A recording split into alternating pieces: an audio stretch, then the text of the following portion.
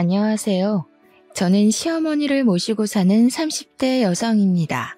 시어머니를 모시고 산다고 하니 어머니와 며느리의 고부 갈등으로 인해 사연을 보냈을 것으로 생각하실 수도 있겠지만 저와 시어머니는 길거리를 같이 다니면 다들 저를 어머니의 며느리가 아니라 딸로 생각할 정도로 사이가 좋습니다.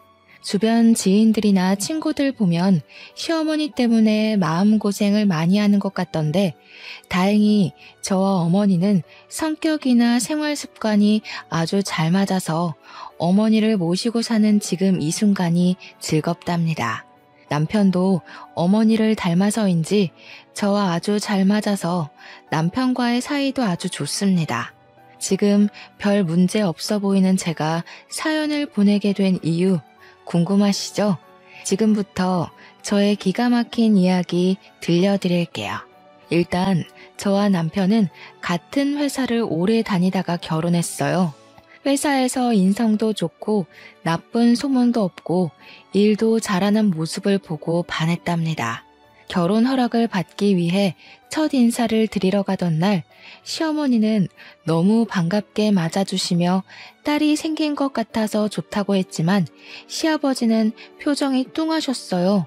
남편 역시 시아버지를 그다지 좋아하는 것 같지 않고 부자지간에 말도 거의 없었는데 그냥 남자끼리라서 그런가 보다 했습니다.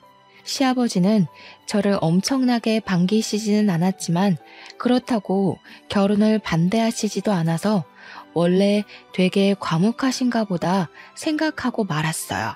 그날 집에서 나오면서 남편에게 시아버지에 관해서 물어봤는데 하는 말이 시아버지가 집에서 독불 장군이라는 것입니다. 시어머니는 너무 심성이 착하셔서 결혼 초부터 시아버지가 뭐라고 하면 말 한마디도 못하셨다고 해요. 심지어 남편 어릴 때는 시아버지가 시어머니를 때리기도 했다고 합니다. 사소한 일로 엄청나게 크게 화를 내시는 것은 기본이었고 길거리에서도 시어머니가 답답하다고 느껴지면 주변 사람들 보지 않고 거침없이 소리를 지르며 무안을 주신다고 해요. 남편의 말로는 시아버지가 시어머니를 그야말로 개무시를 해왔다고 합니다. 그뿐만 아니라 시어머니는 시집살이도 아주 호되게 당하셨어요. 시할머니를 모시고 살면서 새벽부터 아침상을 차려내야 했고 조금이라도 늦어지면 엄청난 욕설을 퍼부으셨대요. 매일 집안일에 농사일까지 하느라 허리 한번 펼 겨를이 없으셨고 그래서 지금은 허리 디스크로 엄청나게 고생하고 계세요. 그렇게 시집살이를 당해도 시아버지는 시어머니를 단 한 번도 제대로 챙겨준 적이 없었고 오히려 시할머니 편에 서서 같이 구박했습니다. 같은 여자로서 시어머니가 살아온 모습을 생각하니 너무 안타까운 생각이 들었고 집에서 딸이 생긴 것 같다고 하신 말씀이 가슴에 박혀 잊히지 않았어요. 저는 그날 빨리 남편과 결혼해서 시어머니의 진짜 딸이 되고 싶다는 생각이 들었습니다. 상견례를 하는 날 시아버지는 여전히 표정이 뚱했지만 저를 대놓고 반대하시는 것도 아니었어요. 이전에 남편에게 시아버지의 과거에 관한 이야기를 들어서인지 첫인사 때는 시아버지가 그저 과묵하다고만 생각했는데 이번에는 시아버지의 인상이 왠지 안 좋아 보였습니다. 상견례를 하는 동안 시아버지는 금전적인 도움을 기대하지 말라는 말씀 딱 한마디만 하셨어요. 서로 주거나 받지 말고 결혼식만 올리고 알아서 살라고 하셨습니다. 어차피 저도 남편도 부모님의 도움 없이 우리끼리 결혼하려고 했고 지금 제 이름으로 된 오피스텔이 있어서 거기서 신혼살림을 차리려고 했기에 아버지의 말씀에 불만은 없었어요. 다만 친구들 대부분은 시아버지의 사랑을 듬뿍 받으며 결혼 생활을 하던데 저는 그러지 못한다는 점이 조금 아쉽기는 했습니다. 결혼 후 한 달 정도가 지났을 무렵 명절이 다가왔어요. 대한민국 며느리에게 첫 명절은 잊지 못하고 가장 긴장되는 순간일 것이에요. 저 역시 마찬가지였습니다. 시댁과 우리 집이 그다지 멀지 않아 명절 연휴 첫째 날 아침에 시댁에 가기로 했어요. 일부러 새벽부터 일어나 시댁에 아침 일찍 도착하니 이미 시어머니는 일어나셔서 밥을 차리고 계셨습니다. 시아버지도 우리의 목소리를 듣고 방에서 일어나 나오셨는데 나오시자마자 시어머니에게 밥을 달라고 난리치셨어요. 어머니는 아주 익숙하다는 듯이 시아버지의 밥을 푸고 국을 푸고 숟가락을 놓았습니다. 아버지 본인이 밥을 푸실 수도 있을 것 같은데 정말 아무것도 하지 않고 그냥 자리에 가만히 앉아 계셨어요. 저도 같이 시어머니가 차려주신 밥을 먹는데 반찬이 정말 많았고 너무 맛있었습니다. 밥을 다 먹고 제가 설거지를 하려고 하니 시어머니가 평소에 일하느라 힘들 텐데 하지 말고 어서 쉬라고 하셨어요. 저는 밥 먹었으니 당연히 제가 한다고 했지만 절대 하지 말라고 하시더라고요. 결국 어머니가 밥도 차리시고 설거지까지 다 하셨는데 마음이 영 불편했습니다. 불편한 아침 식사 후 명절 음식을 준비하기 시작했어요. 어머니의 지휘에 따라 저와 남편은 전을 부치고 어머니는 이것저것 다른 음식들을 준비하시기 시작했습니다. 시아버지는 예상대로 거실 소파에서 TV를 보고 계셨어요. 그냥 보기만 하면 좋은데 중간중간에 시어머니께 물 가져다 달라, 과일 달라고 시키시고 시어머니는 시아버지의 말에 아무 말 없이 가져오라는 것들을 가져오고 계셨습니다. 지금 음식 준비 자체도 정말 바쁘실 텐데 시아버지의 잔심부름까지 하시는 어머니의 모습을 보니 참 힘들어 보이셨어요. 저도 도와드리려고 했지만 어머니가 괜히 나서지 말고 전 부치고 있으라고 하셔서 조용히 앉아 전만 부치고 있었네요. 그렇게 한참 뒤 누군가가 시댁의 문을 열어서 나가보니 앞집에 사시는 할머니셨습니다. 할머니는 전을 부쳤는데 넉넉히 부쳤다며 한번 먹어보라고 하시며 가져오셨어요. 시어머니는 부엌에서 음식을 하시다가 잠깐 화장실에 가신 상태였고 시아버지는 반갑게 인사를 하며 어서 들어오라고 하셨습니다. 시아버지가 앞집 할머니를 보시며 아주 환하게 웃으시는데 결혼하고 처음 보는 모습에 신기하기도 하고 저런 모습으로 어머니를 대하면 참 좋겠다는 생각을 하고 있었어요. 야, 뭘 그리 멀뚱히 서 있어? 손님이 오셨는데 빨리 손님 대접해야지. 시아버지가 정확히 저를 보며 저에게 야라고 하시는데 기분이 썩 좋지는 않았습니다. 물론 나이 어린 사람한테 야라고 부를 수는 있다지만 그래도 제 이름 이예빈도 있고 며느리라는 호칭도 있는데 야가 뭔가 싶었어요. 기분이 상했지만 어찌되었든 집에 온 손님이니까 부엌에 가서 커피를 끓이고 과일을 깎고 있었습니다. 시어머니가 화장실에서 나오셔서 앞집 할머니가 오신 사실을 알고는 부엌으로 달려오시더니 저에게 과일 준비를 하고 있었냐면서 고맙다고 하셨어요. 저 사람이 화장실 다녀오느라 손님이 왔는지 모르고 이래서 나이 먹으면 아무짝에도 쓸모가 없다니까. 집에 여자가 둘이나 있는데 빨리빨리 과일 안 내오고 뭐해? 둘 다 느려 터져서는. 아버지, 사과가 저절로 깎이는 것도 아니고 좀 기다리세요. 그리 급하시면 아버지가 직접 하시면 되잖아요. 직접 하시지도 않으시면서 항상 말은 청산유수죠. 그리고 엄마한테 말 좀 예쁘게 해요. 지금 며느리도 있고 손님도 계시는데 엄마한테 그렇게까지 말해야 하겠어요? 지금 사과 다 깎았어요. 아이고, 제가 많이 늦었네요. 얼른 사과 드세요. 태민이도 어서 먹어. 시어머니는 시아버지와 남편이 싸울 것으로 보이자 사과를 후다닥 깎아서 가져가셨습니다. 며느리인 저도 있고 앞집 할머니도 있는데 시어머니를 향한 시아버지의 다그침과 호통이 참 불편했어요. 그나마 남편 덕분에 이쯤에서 끝이 나서 다행이라는 생각이 들었습니다. 시아버지는 앞집 할머니에게는 정말 상냥했어요. 세상 무뚝뚝한 시아버지가 저런 모습이 다 있었나 싶을 정도였다니까요. 시어머니는 그런 시아버지를 하나도 신경 쓰지 않고 부엌에서 계속 일을 하고 계셨고, 그러다가 점심시간이 되었습니다. 시아버지는 앞집 할머니와 다정하게 이야기를 나누다가 밥 먹을 시간이라며 어서 밥을 차리라고 시어머니에게 독촉했어요. 시어머니는 묵묵히 식탁을 닦고 반찬거리를 꺼내고 수저를 놓고 계셨고, 저 역시 시어머니를 도와 상을 차리고 밥을 푸고 국을 데웠습니다.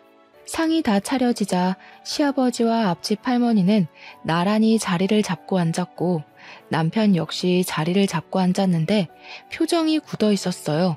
지금 상황을 보면 꼭 시아버지와 앞집 할머니가 부부 같았고, 시어머니는 죄송하지만 이 집에서 일하는 가정부 같았습니다. 앞집 할머니는 시아버지 옆에 딱 붙어 앉아서 어머니의 국이 짜고 반찬은 싱겁다고 하셨어요. 요새 저 사람이 늙더니 간을 영 못 맞춰.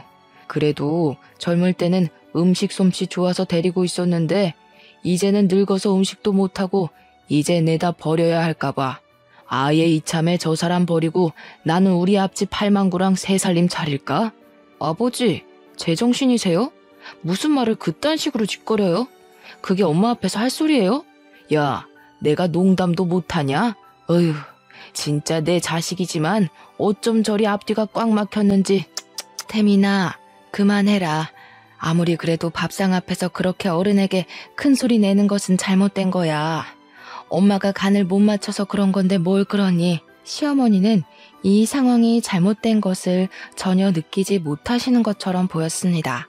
아니, 그냥 시아버지에 대한 일말의 기대도 없어 보였고 체념한 것 같았어요. 시어머니의 그런 모습을 보니 참 안타까웠지만 제가 대신해 드릴 수 있는 것이 없어서 참 서글펐습니다. 앞집 할머니는 밥을 먹고 그냥 가버리고 시아버지는 코앞에 할머니 집까지 굳이 데려다주고 다시 들어오셨어요. 시어머니가 상을 정리하시길래 제가 설거지를 하려 했지만 이번에도 역시 못하게 하셨습니다. 시어머니는 저에게 시댁에서는 절대 설거지하지 말라고 하시고 남편을 시키셨어요. 그 이후에도 시아버지는 어머니한테 명령조로 이야기했고 남편은 그런 시아버지의 모습을 아주 싫어하는 듯 보였습니다. 저 역시 시아버지의 행동과 태도가 영 이해가 되지 않고 너무 불편했어요. 그리고 다음 날, 명절날이 되었습니다. 우리가 일어난 지 얼마 되지 않아 친척들이 오시고 다 같이 차례상을 차리는데 여전히 시아버지는 시어머니를 무시하고 시어머니가 조금이라도 행동이 느리면 크게 뭐라고 하셨어요. 시어머니는 시아버지가 아무리 소리를 지르고 호통을 쳐도 항상 그래왔다는 듯이 아무 말도 하지 않고 시아버지의 말을 따랐습니다. 친척들 역시 마찬가지였어요. 친척 중에 누군가는 시아버지에게 너무 그러지 마시라고 할 법도 한데 아무도 그런 이야기를 하지 않았습니다. 시어머니 혼자 이리저리 종종거리며 시아버지와 그 친척들의 심부름을 하고 있었고 저와 남편이 시어머니를 도와드리려 했지만 큰 도움이 되지는 못했어요. 도와드린다고 저와 남편이 나섰다가 우리가 실수하면 시아버지는 시어머니에게 더 크게 뭐라고 하고 이런 모습을 보고 있으니 제가 다 민망하고 화가 났습니다. 남편 역시 옆에서 화를 억지로 꾹 참는 듯 보였어요. 그렇게 살얼음 위를 걷는 것 같이 아주 많이 조마조마하게 차례를 지내고 대충 상을 치우자마자 바로 우리는 친정에 간다고 했습니다. 사실 친정이 시댁과 가까워서 조금 더 있어도 상관없었지만 남편이 시아버지의 태도에 화가 머리끝까지 나서 당장 나가자고 했어요. 친척들도 다 계시는데 어디서 며느리 따위가 첫 명절에 친정에 간다고 해? 너 시어미는 지금껏 명절 때 친정에 한 번도 못 갔다. 여자는 결혼하면 출가 외인이라는 말도 모르니? 개념 없는 년 같으니라고. 저희 부모님은 제가 안 가면 명절에 혼자 계셔서 가봐야 할 것 같아요. 그리고 아버지, 아무리 며느리라도 개념 없는 년 같은 말씀은 삼가세요. 어디서 어른한테 말대꾸야? 어른이 있으라고 하면 그냥 있는 것이다. 도대체 네 시어미는 며느리 교육을 어떻게 하는 거야? 며느리가 친정에 간다는데 시어미라는 사람이 가면 안 된다고 교육해야지. 뭘 그리 멀뚱히 서서 구경만 하고 있어? 내가 진짜 어제부터 꾹 참고 있었는데 아버지 그만 좀 하세요. 아버지 옆에서 생기를 잃고 말라가는 어머니가 안쓰러워 보이지도 않으세요? 아니, 나이 먹고 이게 도대체 무슨 추태예요? 왜 이렇게 자꾸 엄마를 사람들 앞에서 무시하시냐고요. 제발 이제는 엄마 좀 생각하세요. 그리고 이딴 식으로 하실 거면 안 사람한테 시아비 노릇하려고 하지 마세요. 내가 뭘 어쨌다고 그러냐? 남자는 하늘, 여자는 땅. 그런 말도 몰라? 너도 마찬가지야, 이 모저리 같은 놈아. 여자한테 휘둘려서 명절날 장인 장모한테 휙 가버리는 게 말이나 되는 소리냐? 지금 여기 친척들 다 계신 거 안 보여? 아버지 시대는 그렇게 살아왔을지 몰라도 우리 세대는 그렇지 않아요. 지금은 그러면 이혼당해요. 알겠어요? 아버지도 이제 정신 좀 차리고 사세요. 그리고 엄마, 우리 이렇게 먼저 가서 죄송합니다. 명절 끝나고 다시 올게요. 아니다. 사돈이 기다리시는데 당연히 가봐야지. 혜빈이 첫 명절인데 너무 고생했다. 어서 가보렴. 집구석 아주 잘 돌아간다. 하늘에서 조상님들이 보시면 얼마나 한탄하실고. 어휴, 멍청한 저 여편네가 자기를 닮을 멍청한 며느리를 들였구먼. 쯧쯧. 너 친정 가지 마. 가면 진짜 손모가지 부숴버린다. 시아버지는 제가 친정에 가지 못하도록 붙잡았지만 남편이 제 손을 붙잡고 시댁에서 나왔습니다. 저는 시댁에서 나오면서도 어머니가 걱정되었고 마음이 참 불편했어요. 남편은 제게 이런 모습 보여줘서 미안하다고 했지만 저는 남편도 너무 안쓰러워 보였습니다. 제가 본 시아버지의 모습은 그야말로 천상천하 유아독존의 아나무인이었어요. 그런 아버지에게 사랑하는 엄마가 당하는 모습을 보며 자라는 남편은 얼마나 힘들었을지 상상이 가지 않았습니다. 이런 말을 남편에게 하니 남편은 자신의 마음을 알아줘서 너무 고맙다고 했어요. 저는 남편에게 어머니의 진짜 딸이 되고 싶다고 했고 남편은 제 말에 눈물까지 글썽이더라고요. 항상 저에게는 최고의 남자였는데 그날만큼은 남편이 참 작아 보였고 꼭 안아주고 싶었습니다. 이렇게 긴장되었던 시댁에서의 첫 명절이 마무리되었어요. 명절이 지나고 나서 저는 종종 시부모님께 안부 전화를 드렸습니다. 시어머니는 회사 생활하느라 바쁠 텐데 굳이 안부 전화하지 않아도 된다며 무소식이 희소식이니 그저 너희끼리 잘 살라고 하셨어요. 반면에 시아버지는 일주일에 한 번씩 전화하는데도 왜 한 번밖에 전화하지 않냐고 매일 전화하라고 하셨습니다. 그리고 전화 끊기 전에 꼭 하시는 이야기가 여자는 바깥일 하면 안 된다며 빨리 회사 관두고 집에서 살림이나 하라고 하셨어요. 여자가 밖에 나돌면 집안이 망한다고 하면서요. 명절 때 시아버지의 성격이 보통이 아님을 봐서 그냥 그러려니 하고 남편은 시어머니와는 종종 연락하는 것 같았지만 시아버지와는 아예 연락하지 않고 지냈어요. 그렇게 2달 정도가 흘렀습니다. 저는 회사 업무 특성상 일주일에 2번 정도는 거래처 미팅을 해요. 그날도 역시 거래처와 미팅을 하고 회사로 복귀하는데 시아버지가 누군가와 함께 식당에서 밥을 먹고 계시더라고요. 친구와 식사를 하시나 하고 자세히 보니 시아버지 앞에 웬 여자가 앉아 있었어요. 한눈에 딱 보아도 시아버지보다 꽤 어려 보였는데 시아버지가 음식을 먹다가 입에 뭘 묻히자 그 여자는 손으로 직접 닦아주고 있었습니다. 직접 식당으로 들어가서 이게 무슨 상황인지 확인해보고 싶었지만 운전 중이었고 빨리 회사로 들어가야 하는 상황이라 일단 사진만 찍어두었어요. 그리고 그날 저녁 퇴근 후 남편에게 사진을 보여주며 혹시 이 여자가 누군지 아느냐고 물었습니다. 남편은 모르는 사람인데 왜 그러냐고 하길래 아까 회사로 복귀하면서 봤던 장면들을 남편에게 이야기했어요. 남편은 일단 무슨 상황인지 한번 알아보겠다고 했습니다. 며칠 후, 금요일이 되었어요. 그날은 저녁에 친구들과 모임이 있어서 퇴근 후 남편은 먼저 집으로 들어가고 저는 시내로 향했습니다. 친구들도 다들 회사원이라 퇴근하고 모이니 저녁 7시가 되었더라고요. 우리는 원래 자주 가던 고깃집으로 들어갔는데 그곳에 시아버지와 그때 본 여자가 있었어요. 나는 바로 시아버지에게로 가서 인사를 한 후 이분은 누구시냐고 물어보았습니다. 시부는 아주 당당하게 애인이라고 하는데 아무 거리낌 없이 이야기하셔서 순간 제가 잘못 들은 줄 알았어요. 그래서 다시 물었습니다. 젊은 게 귀가 먹었나? 애인이라고 애인. 애인 몰라? 진짜 애인이요? 어머니는 어쩌시고 애인이세요? 어머니도 이 사실 아세요?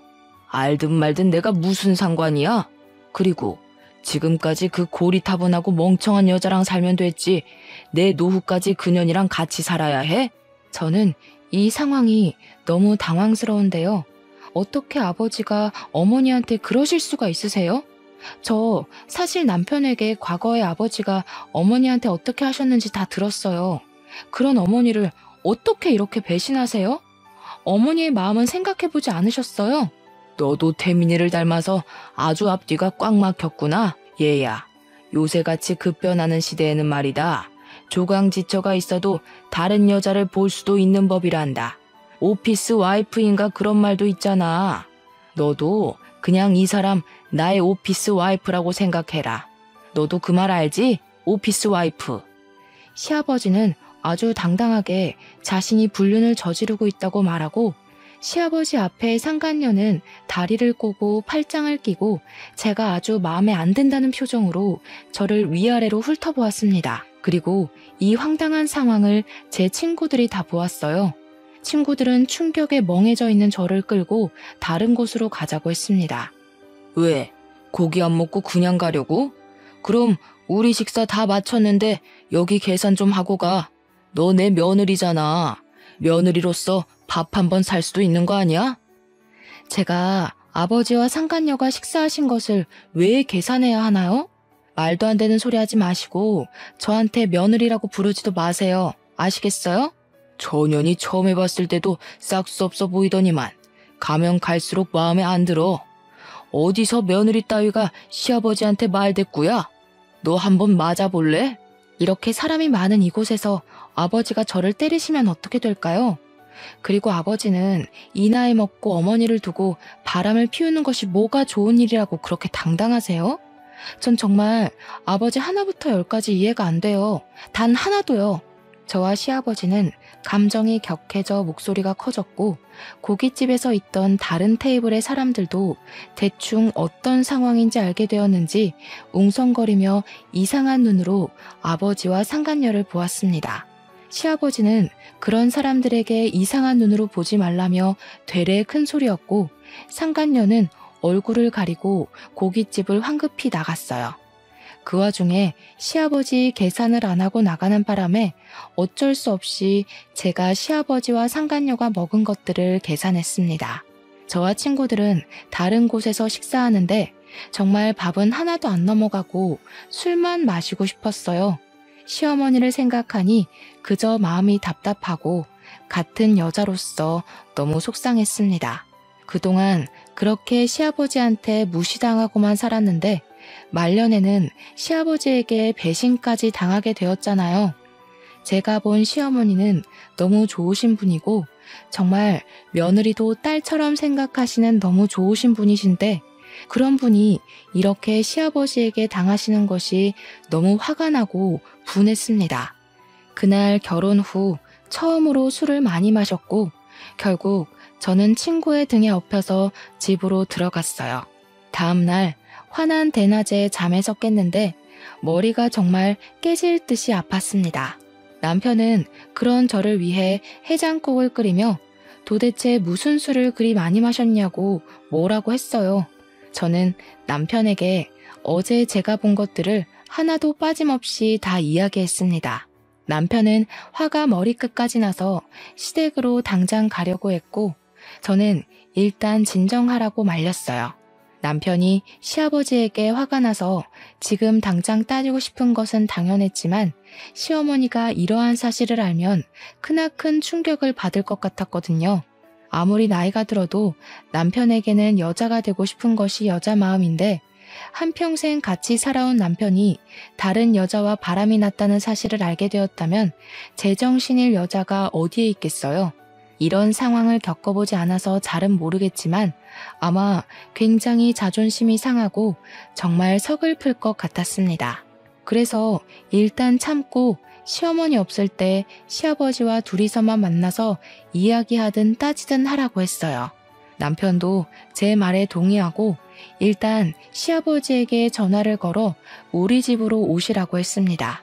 저는 당연히 오지 않으리라고 생각했는데 웬일로 알겠다고 하고 바로 오셨어요. 남편은 시아버지를 보자마자 아주 크게 화를 내며 어떻게 엄마한테 그럴 수가 있냐고 엄마가 불쌍하지도 않냐고 했습니다. 시아버지는 저를 째려보더니 어떻게 어제 본 이야기를 다 자기 남편에게 다 말할 수가 있냐고 하며 오히려 저를 혼내셨어요. 저와 남편은 시아버지의 당당함과 뻔뻔스러움에 아주 기가 찼습니다. 남편은 당장 상간녀와 헤어지라고 하고 시아버지는 내가 진짜 사랑하는 사람이라고 하며 못 헤어진다고 하셨어요. 그리고 시아버지는 이런 이야기할 거면 다시는 집으로 초대하지 말라고 하며 씩씩거리며 나갔습니다. 저는 시아버지의 모습에 너무 화가 났어요. 저도 이리 화가 나는데 평생을 본 남편은 얼마나 화가 날까 싶었습니다. 제가 지금 남편에게 할 수 있는 일은 그냥 조용히 남편을 마음으로 위로해주고 지지해주는 일밖에 없었어요. 그날 후로 우리는 주말마다 시댁에 갔습니다. 마음 같아서는 매일 가서 시아버지의 폭언으로부터 시어머니를 보호하고 싶었지만 회사 때문에 그러지 못했고 대신 주말마다 가서 시어머니의 말벗이 되어드리고 시아버지가 시어머니에게 뭐라고 하면 우리가 막아드렸어요. 시어머니는 시아버지를 정말 사랑했습니다. 시아버지가 나갈 때마다 운전 조심하라고 신신당부를 하셨지만 시아버지는 그런 시어머니의 말을 엄청 귀찮게만 생각했어요. 그렇게 시어머니가 준비해준 옷을 입고 시어머니가 차려준 아침밥을 먹고 시아버지는 주말마다 한껏 꾸미고 나갔습니다. 아마 상간녀를 만나러 가는 것 같았어요. 솔직히 제 마음 같아서는 그 뒤를 쫓아가 당장 상간녀 머리털을 다 뽑아버리고 이 모든 사실을 시어머니께 말씀드리고 싶었습니다. 그래서 시아버지와 시어머니를 이혼시키고 어머니를 모시고 살고 싶었어요. 그러나 시아버지의 불륜 사실을 알게 되면 시어머니께서 큰 충격을 받으실 것 같아 말을 차마 할 수가 없었습니다. 그러던 어느 날 남편과 제가 함께 거래처 갔다가 복귀하는데 상간녀와 그녀의 아들로 보이는 사람이 길을 걷는 것을 보았어요. 그 아들은 근처 중학교 교복을 입고 있었는데 회사에서 친하게 지내는 동료의 아들과 같은 중학교였습니다. 저는 남편에게 저 사람이 그때 시아버지와 같이 있던 여자라고 이야기했어요. 남편은 일단 그 둘의 사진을 찍었고 차를 근처 주차장에 세운 뒤 그들의 뒤를 밟았습니다. 상간녀는 회사 근처의 오래된 빌라에서 살고 있었어요. 두 모자가 집으로 들어가려고 할 때 우리는 그들을 불러 세웠는데 상간녀 아들의 교복에는 이진호라는 명찰이 있었습니다. 상간녀는 처음에는 무슨 일이냐고 하다가 제 얼굴을 보고 소스라치게 놀라며 자기 아들에게 얼른 집으로 들어가라고 했어요. 남편은 상간녀의 아들이 들어가자마자 우리 아버지랑 도대체 무슨 생각으로 만나고 있냐고 했습니다. 상간녀는 저번에 고깃집에서 만날 때는 다리 꼬고 팔짱 끼고 아주 거만한 자세로 있더니 이번에는 자기 아들이 있어서 그런지 쩔쩔매는 모습이었어요. 상간녀는 자신의 남편이 사고로 몇 년 전에 죽고 너무 외롭고 힘들어서 만났다고 하며 얼른 헤어지겠다고 했습니다. 남편은 그런 상간녀에게 당장 헤어지지 않으면 가만두지 않겠다고 울음장을 놓았고 상간녀는 알겠다고 했네요. 그리고 회사로 복귀한 후 회사 동료에게 사진을 보여주며 아들에게 이진호라는 친구를 아느냐고 물어봐 달라고 했어요. 회사 동료의 아들과 상간녀의 아들이 베스트 프렌드였고 그래서 상간녀 아들 이진호의 연락처까지 알 수 있었습니다. 나중에 혹시 모를 상황에 대비하여 진호군의 전화번호도 저장해놨어요. 그 뒤로도 우리는 주말마다 시댁에 갔는데 시아버지는 거의 집에 있었습니다. 저와 남편은 시아버지와 상간녀가 당연히 헤어졌을 것으로 생각했어요. 그렇게 몇 달이 흘러 아버지의 생신날이 다가왔습니다.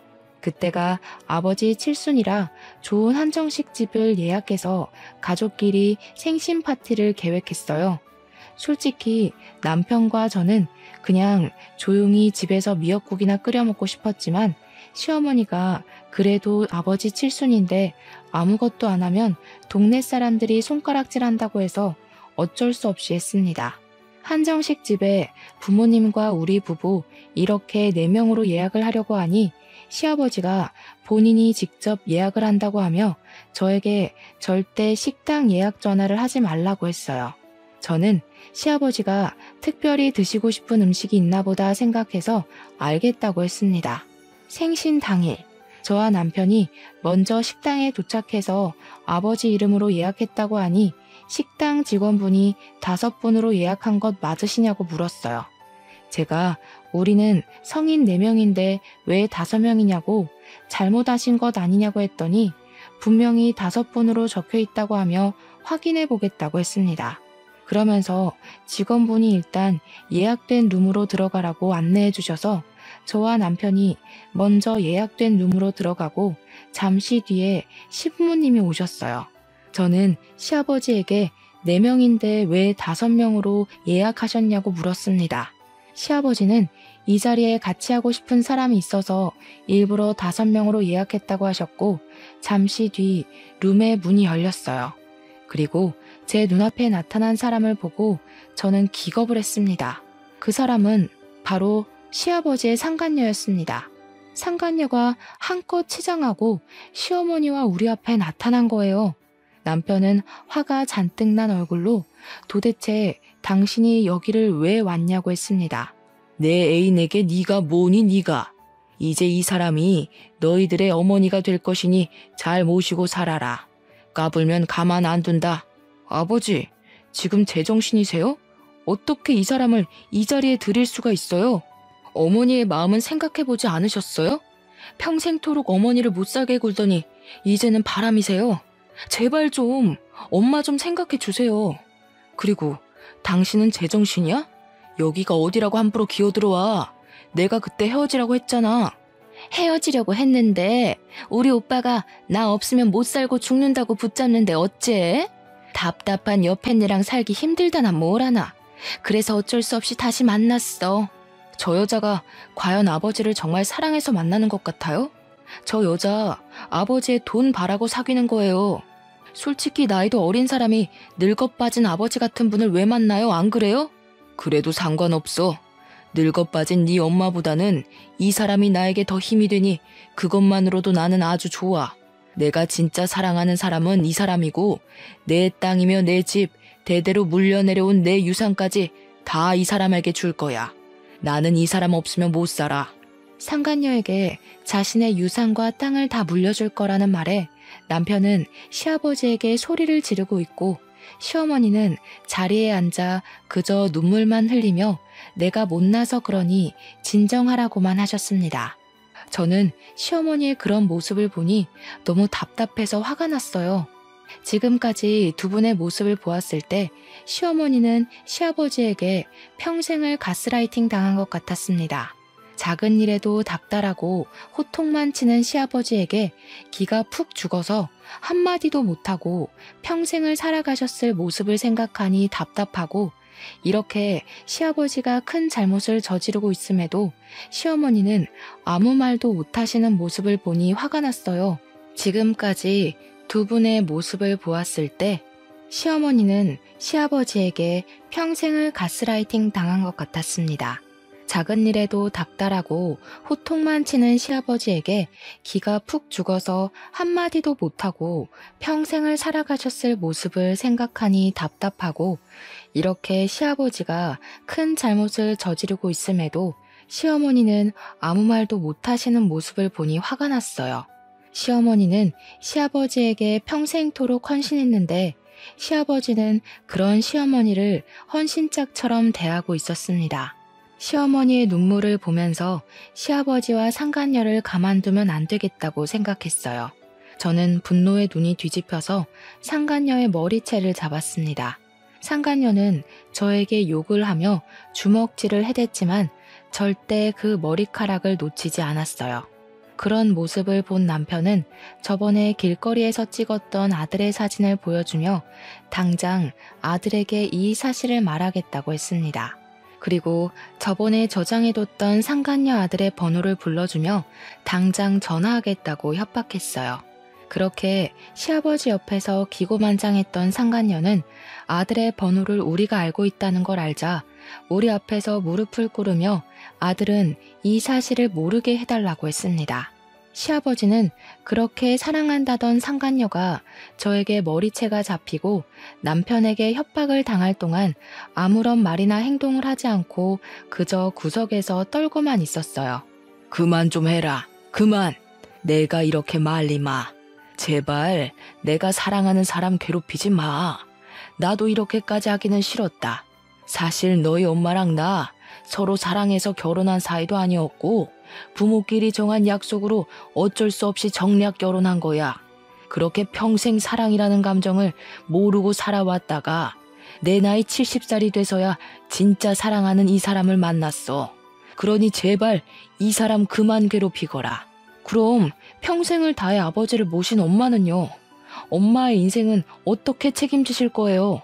그렇게 엄마가 싫었으면 차라리 애초에 이혼하시던가 아니면 그렇게 힘들게 괴롭히시나 말든가요. 나는 그렇게 하면 너희 엄마가 나를 떠날 줄 알았어. 그런데 내가 아무리 싫은 소리를 하고 욕을 하고 심지어 때리기까지 해도 내 옆에 계속 있더구나. 아무튼 내가 미안하다. 정말 미안해.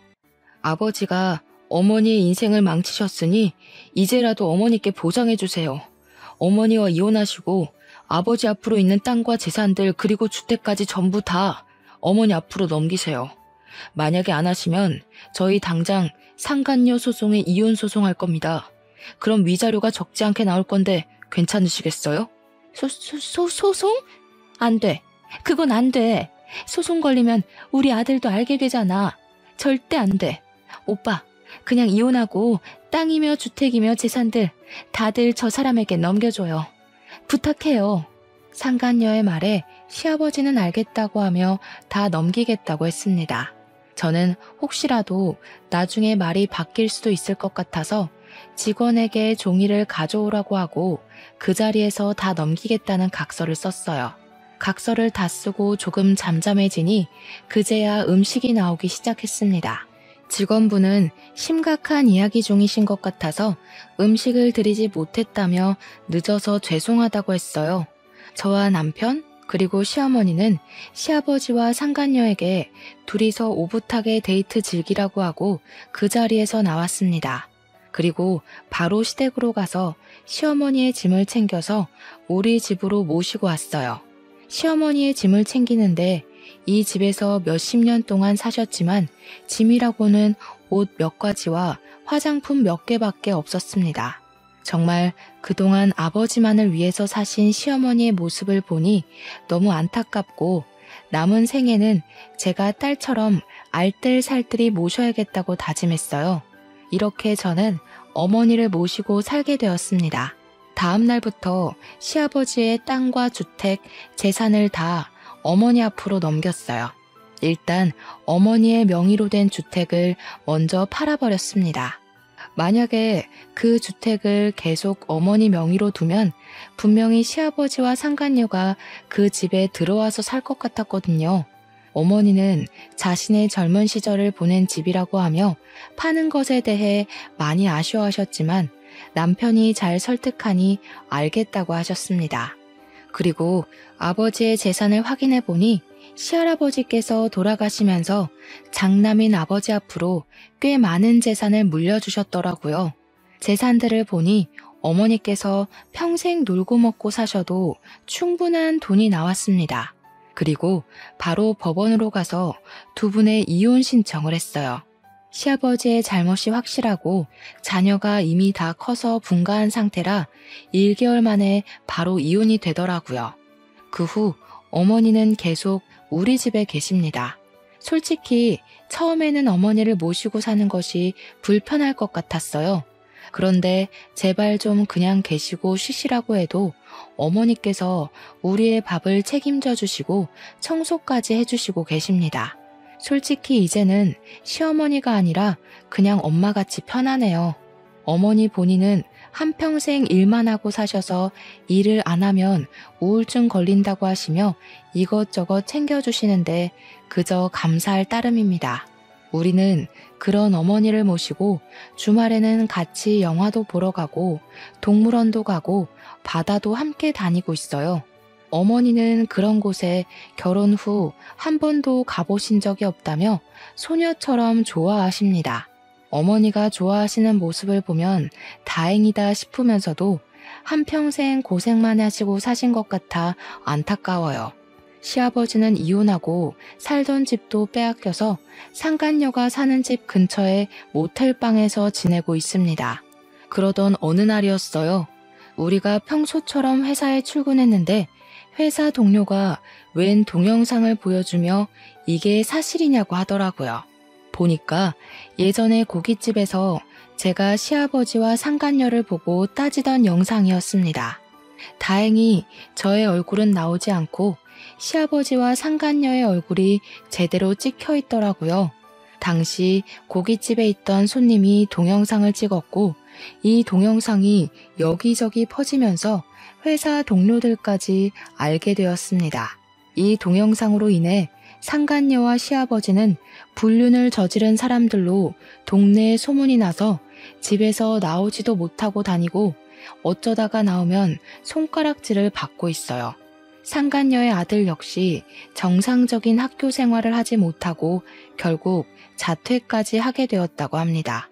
한창 예민할 상간녀의 아들에게는 피해주기 싫었는데 그 소식을 들으니 조금 안타까웠어요.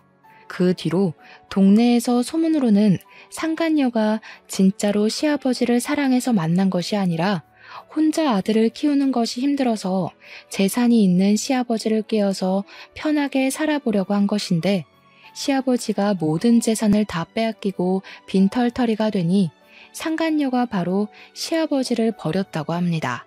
상간녀는 시아버지와 대판 싸우고 도망치듯이 밤에 이사를 가버리고 시아버지는 시어머니와도 이혼하고 상간녀에게도 버림받았어요. 최근에는 모텔비도 내지 못해서 모텔에서도 쫓겨나고 근처 노인정에서 노숙자처럼 살고 있다고 합니다. 친정 부모님 역시 이 모든 사실을 알게 되시고는 저와 남편에게 정말 잘했다고 하시며 앞으로 시어머니를 잘 모시고 살라고 하셨네요. 이렇게 평생토록 시어머니를 무시했던 시아버지는 말년에 거지꼴이 되었고 시아버지를 모시고 살던 시어머니는 이제 우리와 함께 편안한 말년을 보내고 계십니다. 어제는 시어머니가 저의 손을 잡으며 남편 복은 없어도 며느리 복은 있는가 보다고 하시며 요새는 이전과 다르게 잠도 푹 잘 자고 몸도 한결 좋아졌다며 너무 고맙다고 하셨어요. 저 역시 시어머니의 손을 꼭 잡고 저는 이렇게 좋은 시어머니를 만나서 복받은 사람이라고 했습니다. 어머니와 나는 손을 붙잡고 마주보다가 왠지 모르게 갑자기 울컥해서는 눈물을 흘렸어요. 그 모습을 본 남편은 왜 둘이 손을 붙잡고 울고 있냐고 했지만 남편 역시 눈에 눈물이 그렁그렁했습니다. 우리 셋은 손을 잡고 눈물을 흘리며 앞으로 남은 인생들 행복하게 살아보자고 다짐했네요. 시아버지와 시어머니를 보니 인과응보라는 사자성어가 생각납니다. 사실 그동안 나쁜 짓을 저지른 사람이 불행해지는 경우를 거의 본 적이 없는 것 같아서 정말 이 말이 맞을까 싶었는데, 이번에 나쁜 짓을 저지르면 언젠가는 벌 받는다는 사실을 정말 크게 느꼈어요. 시아버지가 그렇게 천상천하 유아독존으로 시어머니를 무시하고 살았는데 말년에 노숙자가 될 줄은 상상이나 했겠습니까? 그리고 시어머니 역시 그동안 자신의 의견, 생각 하나 말하지 못하고 처참히 정신적으로 밟히며 살았는데 이렇게 시아버지의 소나기에서 벗어나 마음 편히 사실 줄은 누가 알았겠고요. 저는 이 일로 인과응보라는 말을 마음에 깊이 새기며 앞으로 좋은 일만 하며 살아야겠다고 생각했네요. 여기까지가 얼마 전에 제가 겪은 기가 막힌 이야기입니다. 앞으로는 평생 고생하신 시어머니를 극진히 모시며 빨리 손주도 보여드리고 아주 행복하게 살아보려고요. 저의 긴 이야기 들어주셔서 감사합니다.